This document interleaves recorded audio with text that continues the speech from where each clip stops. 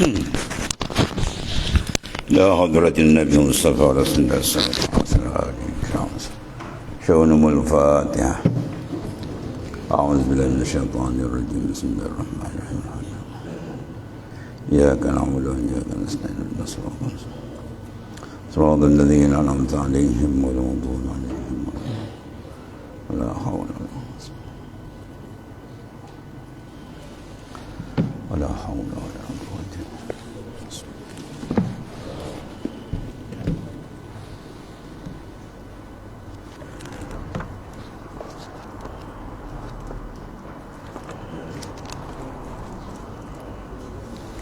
بسم الله الرحمن الرحيم. قال مؤلف قدس الله سره. Masalah situ. Masalah barang siapa wajib atasnya mengkafankan orang lain, maka itu satu lapis yang meliputi segala badannya, dan haram melebihkan atas selapis kapan jika ada kapan itu daripada harta baitul mal atau daripada harta yang diwakafkan akan kapan. Masalah barang siapa wajib atasnya mengkafankan orang lain, mana orang yang mati dia wajib urusan tu ditunaikan, maka iaitu satu lapis yang meliputi segala badannya, itu yang wajib. Dan haram dia melebihkan atas selapis kapan jika ada syarat. Dia kata haram tu kalau lebih jika kapan itu daripada harta baitul mal, dia tak boleh lebih, atau daripada kapan yang telah diwakafkan khas untuk kain kapan, maka ambil yang wajib saja. Itu maksudnya. Masalah tiada segianya bagi seorang itu mensediakan kapan akan diri, melainkan jika ada kapan itu iaitu nyata halalnya atau sedikit subhatnya atau ada ia bekas tubuh orang yang saleh. Masalah boleh tak kita nak siap kain kapan dulu? Kita pergi kampung Jawa beli kain kapan siap, kan? Boleh batu nisan simpan kat rumah gitu. Tengok dia cakap ni.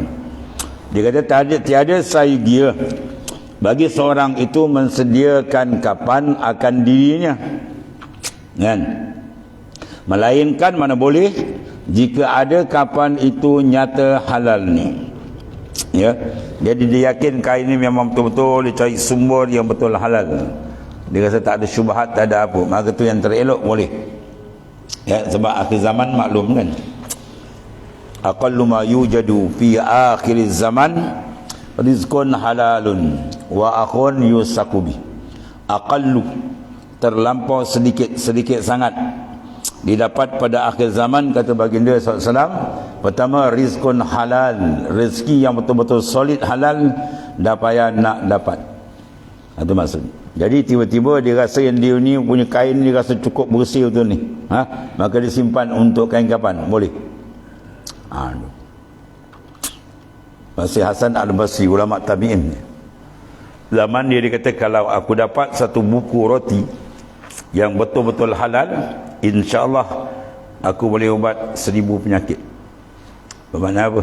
Zaman dia sudah susah. Zaman kita ni lah ketonggang langgang kan. Tangan kita ni zaman tonggang terbalik. Ya, nak cari betul-betul halal, kita mengakulah yang banyak payah sekarang, syubhat banyak. Ya, bunga-bunga percikan riba berlambak-lambak kan. Allah. Jadi kalau dia rasa betul-betul dia yakin halal, dia nakkan berkat tu disimpan, tu tak apa. Atau sedikit syubhat. Lain dia tengok banyak syubhat. Yang ni nampak syubhat tu macam sikit-sikit, ada sayang kain tu nak simpan, tu boleh. Ya. Ba'al halal bainun wal haramu bainuma bainahuma umurun mustabihah. Pamane taka syubha faqad istabla ardin wa ardi. Yang halal tu terang, kata baginda SAW. Yang haram pun terang, maka tengah-tengah tu syubhat. Nak kata haram pun tak jelas, nak kata halal pun tak jelas, itu syubhat.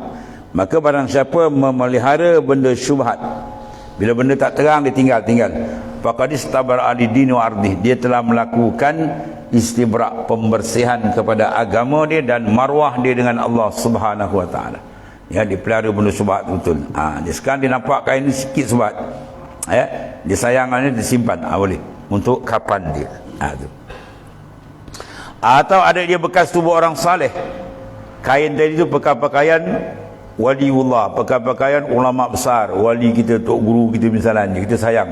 Ni minta pesan dengan kita punya keluarga, kalau aku mati kau kapan kain ni, ambil berkat. Ulama besar, wali besar ke orang saleh, boleh. Tu. Maka iaitu sebaik-baik itu, ataupun asal ibadat. Contohnya apa? Kain ihram kan. Dia pergi Mekah, di ihram, buat haji semua tu disimpan kain tu. Buat kain kapan. Boleh juga. Atau bekas dia mengerjakan ibadat. Tu ada ni. Misal seperti ia pakai dalam perang sabil. Pakaian tu dipakai pergi jihad. Maka dapat pula tetak kepala kafir seekor mati. Lagi berkat. Faham Kita biasa dengar orang mati syahid yadkhulunal jannah bighairil hisab, masuk syurga tanpa hisab bila dia mati syahid. Tapi jarang kita dengar orang yang membunuh kafir itu pun sama juga kan. Sebab dalam hadis al-qatil wal maqtul, pembunuh dengan yang dibunuh dalam medan perang dia tidak akan sama tempat di akhirat. Bermakna kalau orang kafir kita bunuh tempat di neraka, yang membunuh tadi qatil confirm syurga. Itu kelebihan dia. Jadi kain dia bawa pergi perang tadi, jihad fisabilillah. Dia pergi mana? Di Lebanon ke, ataupun dia pergi mana di sekarang di mana Palestin kan. Misalnya bila dia balik kain tu ada lagi, disimpan ambil berkat, boleh. Ataupun tak kira di mana peperangan bertembur dengan kafir harbi ni kan. Itu sunat dia boleh buat untuk kain kapan dia. Atau kesan ibadat pergi haji umrah ke, boleh. Atau kain tu selalu digunakan buat semayang misalnya, buat zikir, buat semayang kan. Jadi kain tu ambil keberkatan dia. Besok kalau kapan balutkan kain ini sekali ambil berkat, boleh, tak ada masalah. Maka jika berkata ia si mayat itu bagi warisnya pada ketika hidupnya, kapankan olehmu akan daku dengan kain yang aku sediakan, kapanku adakah wajib atau waris mengkapankan dia dengan kain itu? Dia pesan, ni kain ni esok saya mati, wasiatnya kapankan pakai kain ni. Adakah wajib ditunaikan wasiat tu atau tiada? Maka adalah masalah ini bersalahan ulama. Dan masalah ini ada ikhtilaf ulama. Setengah ulama kata kena ikut wasiat dia, setengah ulama kata tak wajib. Bersalahan ulama pada demikian itu. Maka yang diiktimadkan oleh Syekh Ibn Hajar dan lainnya wajib dikapankan dengan kain yang ditentukan itu. Dan kalau pendapat Ibn Hajar bertembur dengan pendapat Syekh Ramli dan sebagainya, maka didahulukan pendapat Ibn Hajar. Itu dalam mustalah fiqh. Seperti umpama ia berkata, bayar olehmu hutangku daripada hartaku ini. Saya ada hutang 1,000, ni duit dia pakai ni. Dia letak, kalau aku mati esok dia kata ni duit ni kau bayar hutang. Duit lain ada juga kan, misalnya dia kena pakai duit tu juga. Sebab dia dah takyinkan tu, setengah ulama kata wajib ikut. Maka wajib membayarkan dia dengan harta yang ditentukan tadi. Masalah jika terbongkar kubur. Biasa kubur kan tanah-tanah yang ceru, tahu ceru, tanah gembur, pasir banyak kan. Sini kawasan Serkam banyak dia buat je kotak. Tu. Dia tak, jarang dibuat apa? Lahat. Buat lahat biasa kalau tak kuat tak lihat tanah tu gontor balik. Dia buat syik tengah. Dia ada dua tu, syik dengan lahat. Dan jika terbongkar kubur, maka kelihatan mayat. Kubur tu bongkar ke banjir ke apa, dengan tiada kapan, ataupun seperti dicuri orang. Zaman Syekh Abu Yazid Al-Bustami, kutub wali besar Syekh Abu Yazid Bustami radhiyallahu anhu. Zaman dia cerita yang masyhur, seorang tu kerja dia mencuri kain kapan. Orang mati je dia tengok, lepas tu orang dah balik dia gali balik. Kain kapan tu baru kan dia pergi jual. Tu dia kerja dia. Dia 1,000 orang yang menghadap kiblat, bila dia gali semua dah terbalik. Tadi dia tengok semua menghadap kiblat, dan wajib segi syara'an, pada wajib syarak kita wajib menggali mayat hadap kiblat. Kalau takdir ni kita tadi tersilap dan semua yakin bahawa mayat tadi tak dihadap kiblat, mendongak ke langit, wajib gali balik. Wajib gali balik, betulkan balik selama dia tidak hancur. Kalau dah 3 bulan baru sedar tu tak ada gali dah, dah habis hancur, dah hancur. Jadi wajib gali. Jadi kawan ni bila gali, dia terperanjat. Tadi tengok depan mata dia menghadap kiblat, baru kejap gali dah terbalik, diam lagi. Sampai 1000 orang yang kekal menghadap seorang ni dan waktu dia tak boleh tahan. Dia tak boleh tahan, dia takut dia jumpa Syekh Abu Yazid. Apa makna ini ya Sayyidi Syekh? Jawab Sayyidi Syekh kata, itulah orang yang tidak yakin dengan rezeki Allah.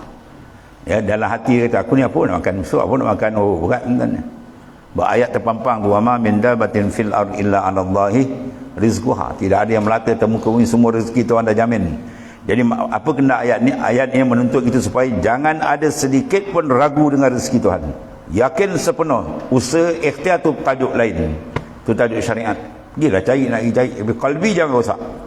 Qalbi tetap yakin. Barang yang telah ditetapkan takkan tak boleh tersilap. Tetap dapat. Bahkan malaikat maut diharamkan oleh Allah Ta'ala. Malaikat maut kena haram dengan Tuhan ni, mengambil nyawa seorang yang rezeki dia belum habis makan, walaupun sebiji.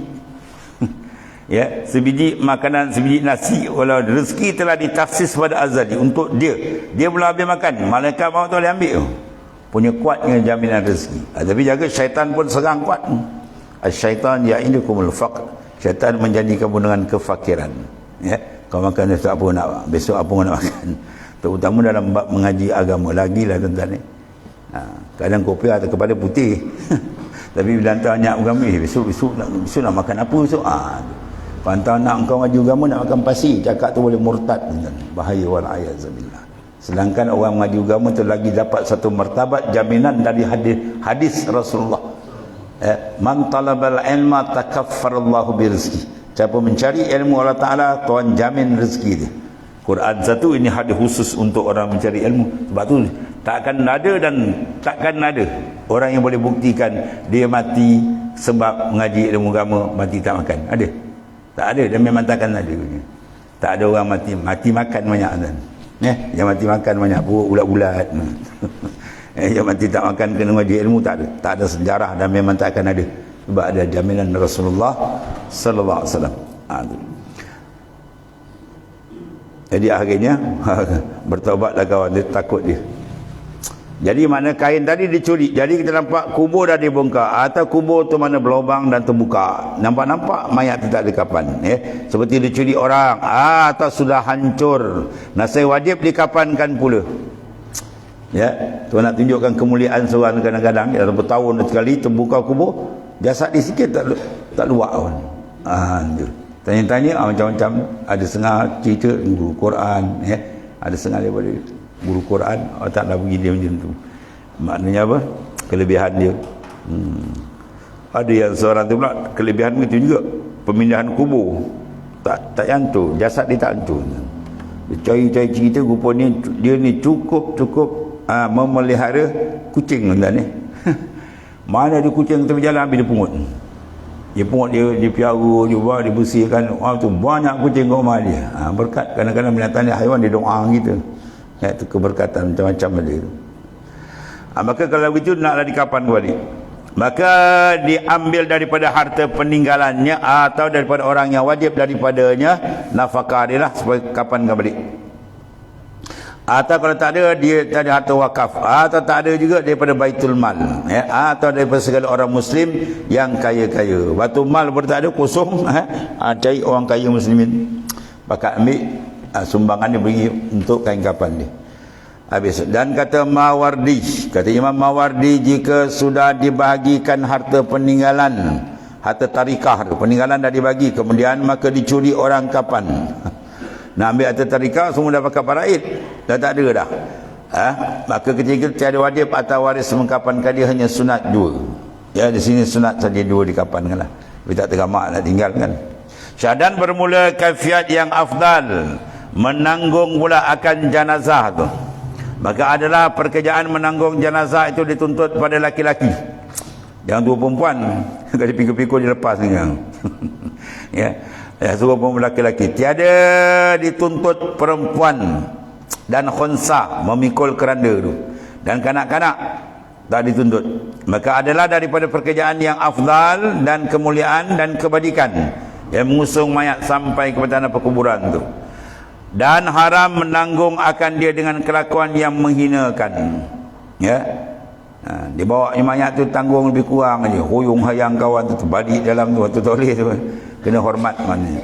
Seperti ditanggungnya dalam karung, mayat pun dalam karung. Ya tak berakal tu. Muka mayat pikul macam ni, kena benda orang pisang orang. Atau dalam bungkal, ya macam kotak, atau dalam kelakuan yang ditakuti akan gugurlah, ya. Mayat kata-kata terbalik, mayat dengan pukul macam tu, banyak segala kelakuan yang tak elok tu jangan.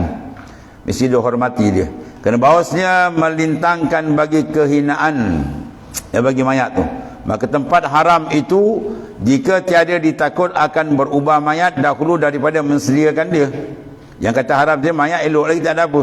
Tapi kalau nak cepat kan, mayat macam nak terpecah perut ke apa kan, dia dapat 3 hari tenggelam laut, dia kena cepat ni, kita terpaksa nak cepat, itu lain lah.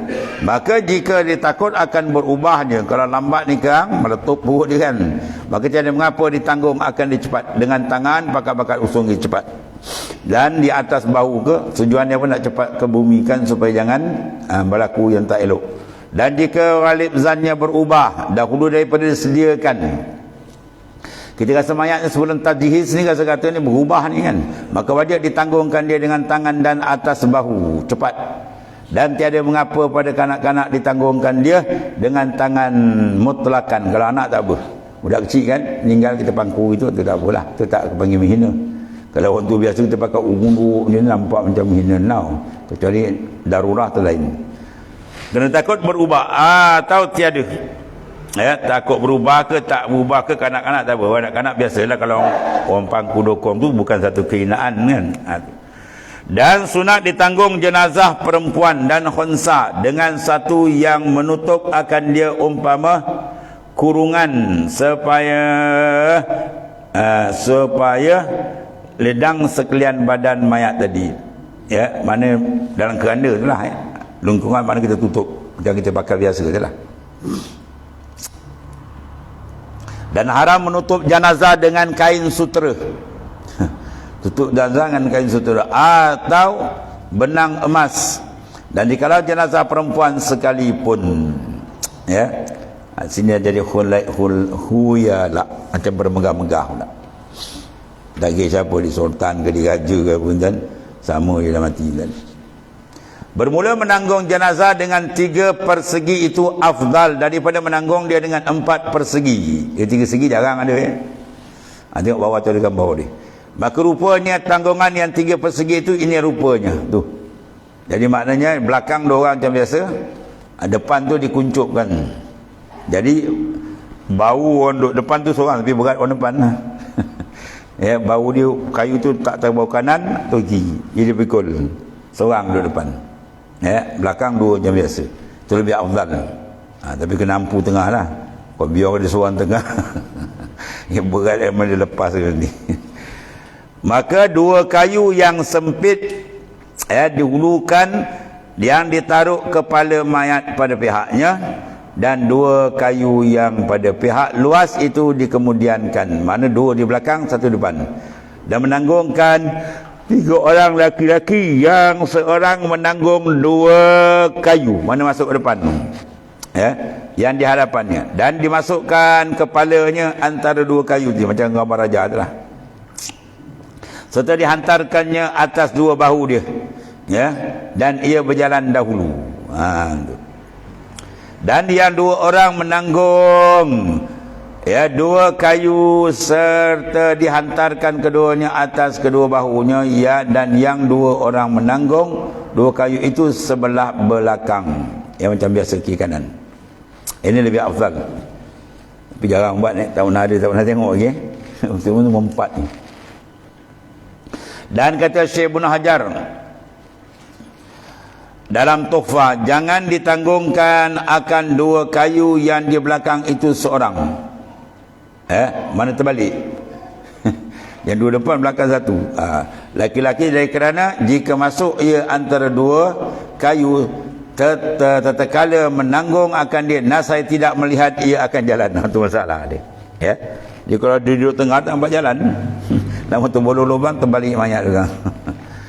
Dan jika diangkatkan dan ditanggungnya atas kepalanya supaya kelihatan jalan, nasaya keluar daripada menanggung antara dua kayu.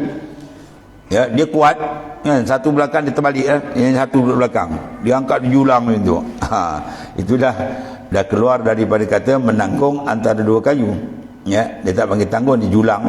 Dan lagi membawa demikian tu kepada tersongsong, yang ni terpaling kepada mayat. Dia pula ada tinggi dan mayat melonsor ni. Kemudian kata Sayyidi Umar, diambil mana dipaham. Diambil di mana dipaham. Wa yu'khazu bi mana wa yufham. Mana dipaham, diambil mana dipaham daripada perkataan ini. Bahawa sunat pada menanggung mayat, bahawa adalah kepalanya itu didahulukan pada pihak jalan, mana kepala depan. Sama ada pada pihak jalan itu berbetulan dengan kiblat atau tiada. Itu tak apa. Ya. Dia nak semayang mayat, dia mesti mayat tu ada pihak kiblat. Adapun di dalam jalan ke depan tak kiblat, tak ada masalah. Dia nak semayang mayat kan, mayat orang dah semayang, orang dah angkat, ya. Sementara dia berjalan tu, dia pun seorang boleh semayang, dia masuk. Selagi mayat tu depan, dia boleh semayang. Angkat takbir cepat, Allahu Akbar, tu mayat pergi tak apa dah. Tapi kalau mayat dah lepas ke belakang, dia masuk, dia takbir, mayat ke belakang, tu tak sah. Ya, dia tak semestinya duduk depan macam tu. Asal mayat kedudukan depan dia boleh. Jadi kalau orang tu datang lewat, orang bawa angkat dia cepat-cepat dah takbir, Allahu Akbar, tu dia teruskan boleh. Atau kalau tak boleh, pergi sembahyang kat kubur boleh juga. Ya. Habis.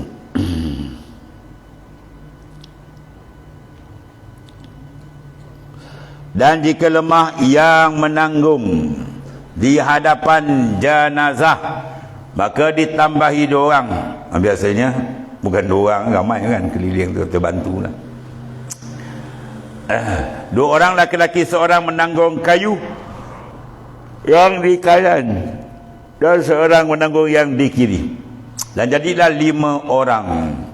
Ya, 2 depan tu. Tambah. Dan dikelemah juga, beratnya mayat ni. Ya. Banyak amal ke banyak dosa tu. Ya, nak angkat mengingkir orang kecil je. Macam-macam ada kes kan, buat ni macam-macam cerita dia. Dan jika lemah daripada mereka, maka 7 orang tambah lagi, atas 9 orang sekira-kira hajatlah. Dan sunatlah ada mereka itu gasal, mana ganjil. Ya, tadi 3 tambah 2 5, tambah 2 lagi 7 9, itulah. Dan pengusung yang 4 segi itu, inilah rupanya. Ini macam biasa kita pakai lah, ya. Mayat tengah, orang yang usung, 2 belakang, 2 depan, 2 depan, 2 belakang, 4. Maka hendaklah yang menanggung dia 4 orang, tiap-tiap seorang 1 persegi. Dan jika lemah berat misalnya daripada menanggung, maka 6 orang tambah lagi 2, dan 8 orang atau lebihlah dengan kanak-kanak sekira-kira hajat. Ikutlah maknanya sekira-kira menjadi dia boleh memikul. Kalau berat sangat tak boleh pikul pula. Dan satu lagi, memakai 2 perkara setengah ketika ditanggungkan pengusung, yang 3 persegi, dan setengah ketika yang 4. Mana memakai 2 perkara. Apa 2 perkara? 2 jenis pengusung, itu maksudnya ni. Tapi kalau masjid ada lah, setengah masjid 1 kan. Kalau dulu masjid dia ada 2 pengusung, 3 segi ada, 4 segi pun ada. Jadi memakai 2 tu, ya, setengah ketiga ditanggungkan pengusung, yang 3 persegi, dan setengah ketiga tukar 4 persegi. Itu afdal. Maknanya kita guna 2 bentuk, itu afdal. Tapi kalau tak ada, satu-satu je lah. Kalau dia ada 2 lah, 3 segi ada, 4 segi, nak pakai mana? Selang-seli. Siapa yang mati minggu dua, kita pakai 3 segi. Mati akan datang pula, pakai 4 pula kan? Atau lebih afdal daripada menyimpankan, mana ikhtisar, tentukan atas salah satu jua, ya. Atau di antara apa? Sunat. Sunat dan makruh menanggung jenazah seorang diri, ya, dipikul seorang dan ataupun 2 orang, melainkan jika kanak-kanak, dan makruh wallahu a'lam.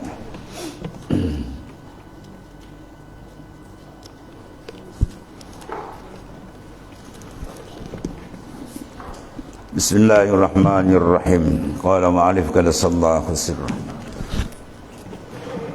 Sa'ulah.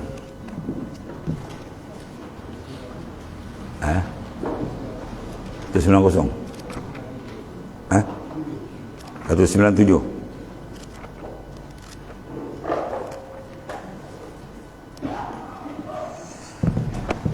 Bismillahirrahmanirrahim. Qala ma'alif kada sallahu sirra wa kullu ilmin tasbiku ilaika fihi al-khawatir wa tatba'uha as-suwar wa tamilu ilaihi an-nafs wa taltazzu bihi at-tabi'ah parmi bihi in kana haqqah wa khudh bil ilmi allahi alladhi anzalahu ala rasulillahi sallallahu alaihi wasallam waqtadi bihi wa bil khulafa'i min ba'dih wa bis sahabah wat tabi'ina min ba'dihim bil hudah ila Allah ta'ala wal a'immati al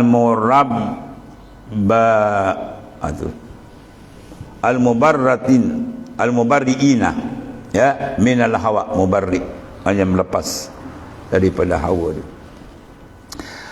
Wa kullu ilmin, dan setiap ilmu itu yang mendahului engkau padanya oleh pelbagai lintasan khawatir, diikuti pelbagai rupa dan gambaran, ya, gambaran nafsu pula, cenderung kepadanya dan tabiat sangat merasa lazat dengannya, maka tolaklah ilmu itu walaupun ia adalah benar.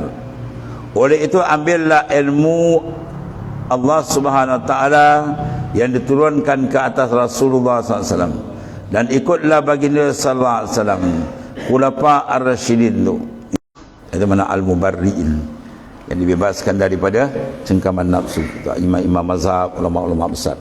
Apa maksud di sini? Tiap-tiap ilmu tasbiqu ilaika fihi al-khawatir, setiap ilmu yang mendahului engkau padanya oleh lintasan hatir-hatir datang, kemudian diikuti pelbagai rupa lah dan gambaran, macam-macam khayalan ada, ya, nafsu pula cenderung kepadanya, tabiat sangat rasa seronok, lazat, maka tolak oleh ilmu yang macam tu. Apa maksud dia? Mana bila kita belajar ilmu ada seruan-seruan yang tidak elok. Tu yang Nabi kata, man talabal ilma liyumariya bihi subha aw liyasrifa wujuhan nas ilai falyatabawwa maq'adahu minan nar.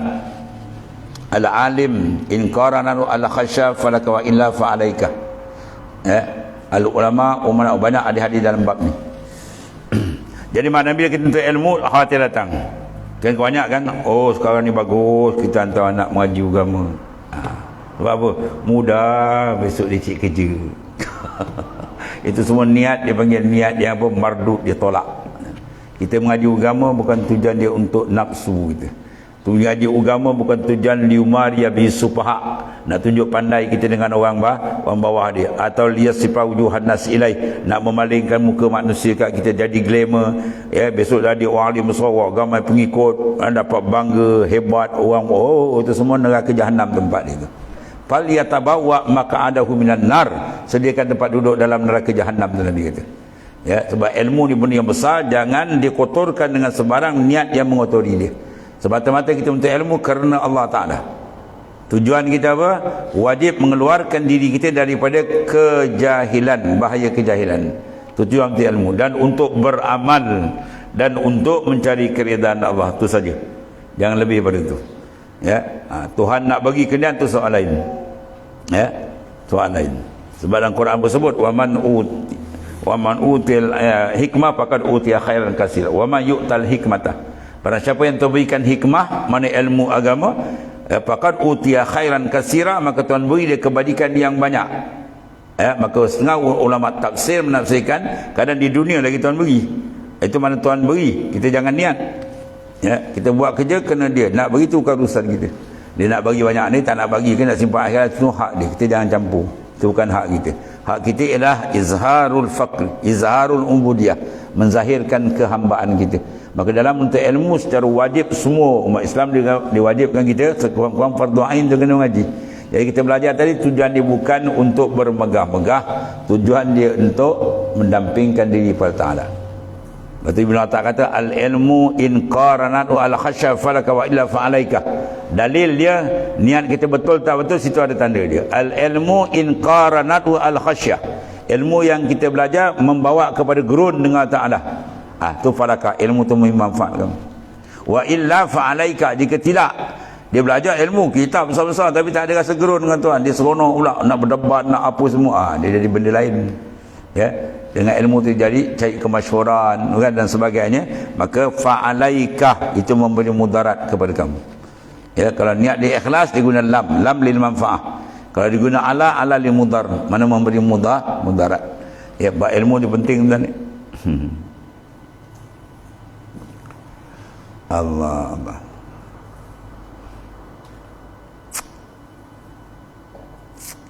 Orang cari ilmu tu jadi punya besar dia. Nabi kata apa?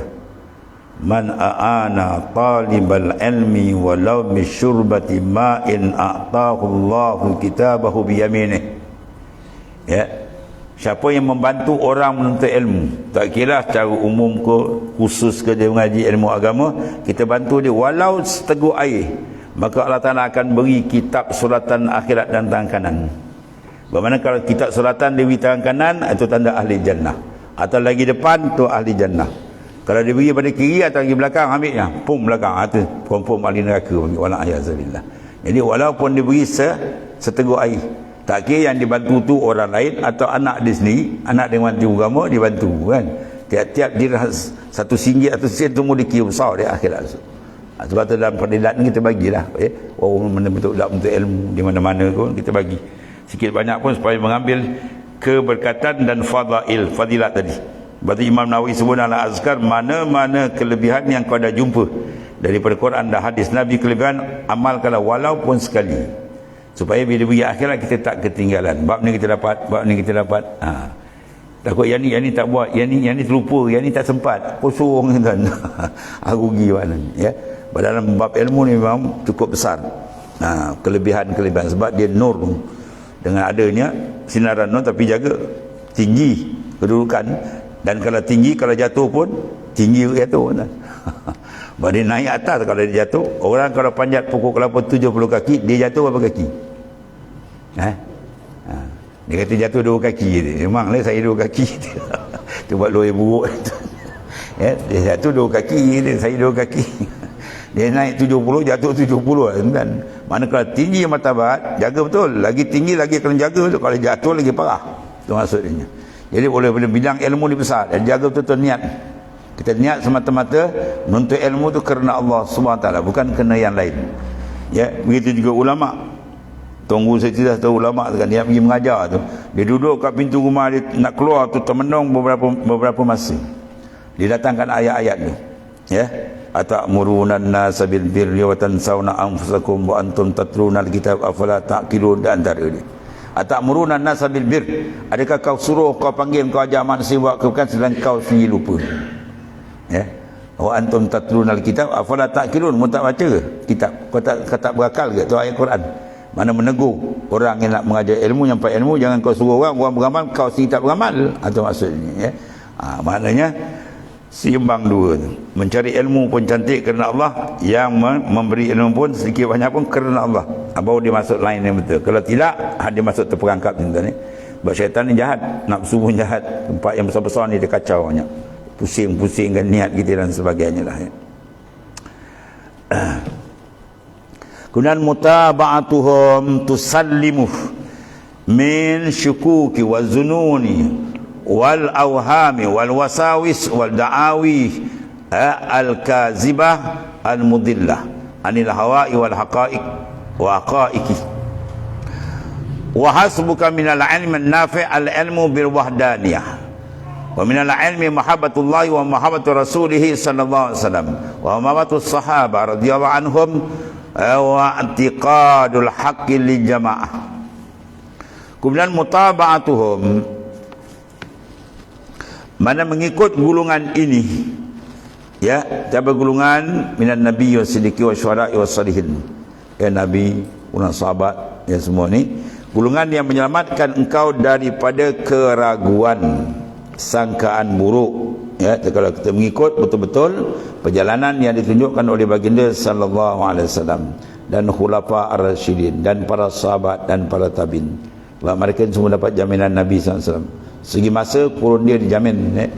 Khairu quruni qarni summa alladhina inhum summa sakata. Sebaik-baik kurun-kurunku sebelum kurun yang mengisah kurun sahabat. Kemudian kurun yang mengisah sahabat tabi'in yang ada imam-imam mazhab semua kan. Tu. Ashabi kulluhum nudul, sahabatku semua adil. Ashabi kan nujum bi ayyi muqtadaitum ihtadaitum. Sahabatku seperti bintang di langit, yang mana kamu ambillah siapa pun kamu akan dapat petunjuk Allah, kata baginda sallallahu alaihi wasallam. Itu jaminan khas baginda pada para sahabat. Tu. Jadi mengikut golongan ini ialah menyelamatkan engkau daripada keraguan, sangka buruk, waswas dan juga dakwaan palsu yang menyesatkan daripada petunjuk hidayat. Yang ini petunjuk ni insya-Allah kita berada dalam hidayat Allah Taala dan hakikatnya. Kemudian memadailah bagi engkau daripada ilmu bermanfaat itu, ilmu tentang keesaan Allah Subhanahu Wa Taala. Mana ilmu yang besar, ilmu tauhid. Tauhid mana mengesakan dia. Sama ada mengesakan secara umum, lebih lagi mengesakan secara khusus.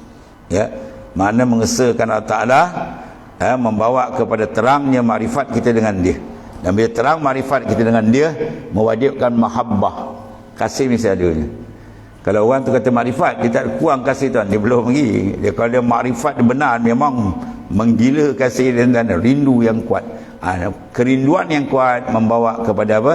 Selesainya cantiknya amalan syariat. Dia kata begitu. Ya, bila dah hub kasih kuat, mesti dijaga betul segala perintah-perintah Allah, syariat Allah Taala. Maka datang kasih dengan pengenalan, dan pengenalan yang paling besar mengenal akan ketunggalan Allah Taala untuk menafikan kesyirikan. Bawa agama ini Nabi bawa ialah tauhid, menolak akan tasyrik yang menyekutukan. Sebab bila kita panti makna ketuhanan kan, setengah daripada dua makna ketuhanan apa? Iftikar kullu ma siwa ilai, berhajat semua tu makna ketuhanan tu. Ya Yohanes antumul fuqara, mufakir, mana semua berhajat tetambah Taala. Jadi kita memandang keterikatan makhluk dengan Tuhan atau benda besar. Ya. Dan benda ni bila semua terikat, apa makna? Semua terikat dengan Allah, apa makna kan? Maknanya zat Taala, zat Tuhan tu ialah tunggal. Kalau berbilang batal mana ni? Ya. Supermarket satu je dan pasar raya, semua tumbuh itu. Bila kalau ada dua, dah dua separuh sini separuh. Itu maksudnya ni. Bila makna ketuhanan mesti semua terikat dengan dia. Jadi oleh kerana itu memberi faham Tuhan itu ialah tunggal. Bahawa semua tumpu iltijak kepada dia. Kalau Tuhan tu dua, bila separuh sana separuh sini, dan dua-dua akan batal. Bermakna ketuhanan mesti semua tak boleh lepas daripada dia. Sebab tu kalau dua rosak. Lau kana fihima aliyatun illallah la fasadata. Tunas Quran, kalau ada dua Tuhan dalam langit bumi, hancur habis bumi. Jadi ketidakhancuran cantik perjalanan bumi, ya.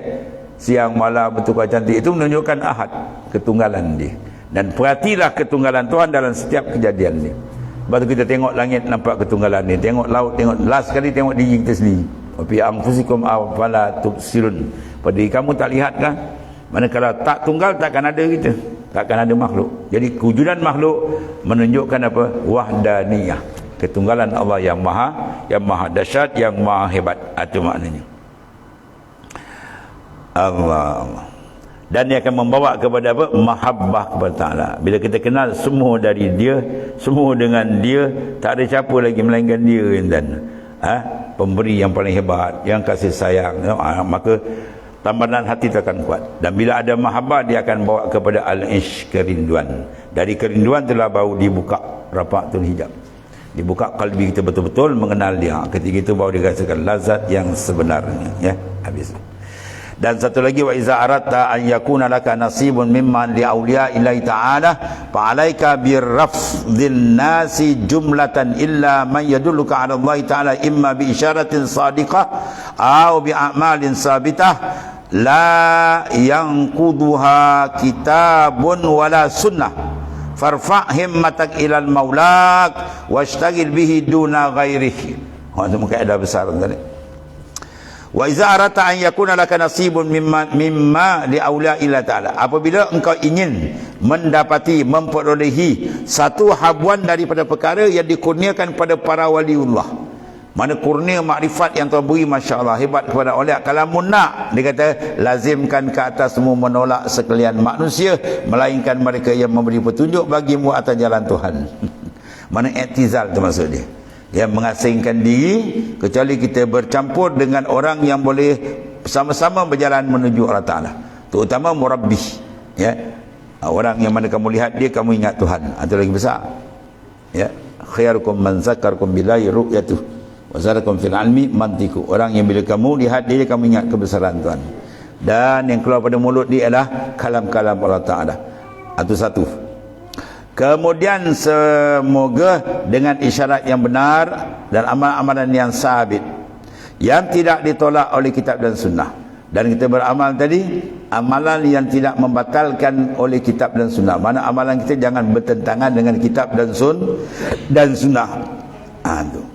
Maka oleh itu kerja besar apa? Parfa himmatak, angkat olehmu himmah, ya, ada tuju kita, keinginan kita angkat ke mana? Ila maula, kepada Tuhan engkau. Itu, ya, setinggi-tinggi pada Tuhanmu, mana matlamat hidup kita ialah Allah, dan sibukkan diri kamu dengannya, dengan Allah Ta'ala, ya, daripada selainnya. InsyaAllah kau akan rasakan apa yang diberikan kepada para kekasih Allah, pada para awliya illahi ta'ala, nikmat-nikmat rohani yang tinggi, apabila kita memberikan tumpuan kepada dia, ya. Bila dapat tumpu, bila ada mahabbah, dan mahabbah tu apa dalil? 3. Awaluhu dawamu zik, wa awsatuhu al-unsu bil mazkur, wa akhiruhu alla tara illa maula. Tanda mahabbat 3. Pertama apa? Dawamu zik, zikir kena kekal, jangan putus. Yang kedua al-unsi bil mazkur, kalbi kena jinak dan kasih dengan dia. Dan yang ketiga apa? Tidak dilihat dalam kalbi melainkan dia, ya. Kalbi kita sentiasa menghadap dia. Jasad kita dengan makhluk tak apa, kalbi jalan. Itu di antara tanda orang yang ada mahabbah dengan Tuhan. Dan orang yang ada mahabbah memang cepat dia akan terbuka dengan Tuhan, dan banyak limpahan akan diperolehi, ya. Kemudian dia kata sami'tu Syekh Abul Abbas ila akhir, wallahu alam.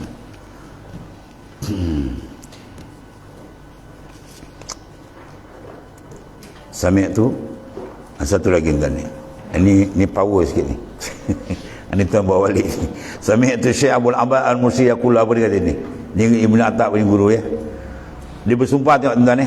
Wallahi ma ra'aitul iz illa birraf'il himma anil khalaq. Sikit dia patah tu. Bawa balik ni pun besar tuan ni.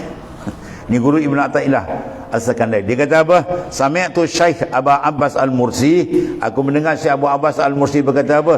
Wallahi, demi Allah, ma ra'aitul iz, tidak aku melihat kemuliaan melainkan pada mengalihkan himmah daripada makhluk. Angkat himmah makhluk terus menghadap ke dia. Itu paling tinggi. Angkat himmah kita, jangan gantung hati kita dengan makhluk, angkat terus ke hadrat Tuhan. Itulah dipanggil paling mulia. Aku tak lihat kemuliaan, di situ letak dia, iaitu angkatkan kalbi kita terus ke hadrat Allah. Wallahu a'lam. Sikit kita lebih besar tadi. Bismillahirrahmanirrahim. Alhamdulillahirabbil alamin. Wassallallahu Sayyidina wa maulana Muhammadin ala alihi wa Allahumma ighfir lana ya ma salafa min Alhamdulillah. Subhanakallahumma